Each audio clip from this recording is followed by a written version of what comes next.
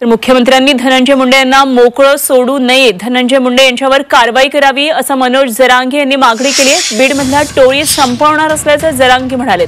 बीडमध्ये धनंजय मुंडेंची टोळी कार्यरत असल्याचा आरोप मनोज जरांगे यांनी केलाय। धनंजय मुंडे यांच्या टोळीत पोलीस देखील आहेत असाही आरोप मनोज जरांगे यांनी केलाय। तुम्ही जर त्याला याच्यातून सोडलं तर थोड्याच दिवसात तो आणखीन असले कांड त्याच्या राहिलेल्या टोळीकडून घडून आणि त्याला दम निघणार नाही, कारण त्याला पैशाशिवाय आणि पदाशिवाय करमत नाही। इतका लालची आहे तो धनंजय मुंडे। तो आणखीन एखादं कांड करीन, राहिलेली सगळी टोळी आत घालीन पुन्हा, आणि तुम्हाला सुद्धा डॅमेज करून टाकील देव। त्याच्यामुळे त्याला आत्ताच 302 मध्ये तो जातोय, तो आहे, त्याला जाऊ द्या, वाचू नका, ही विनंती आहे तुम्हाला। टोळी ना हिचा नायनाट करणार आम्ही पुढच्या काळात, हे सगळे जेलातच टाकणार, सोडत नाही त्यांना, आम्ही कधी सोडणार नाही।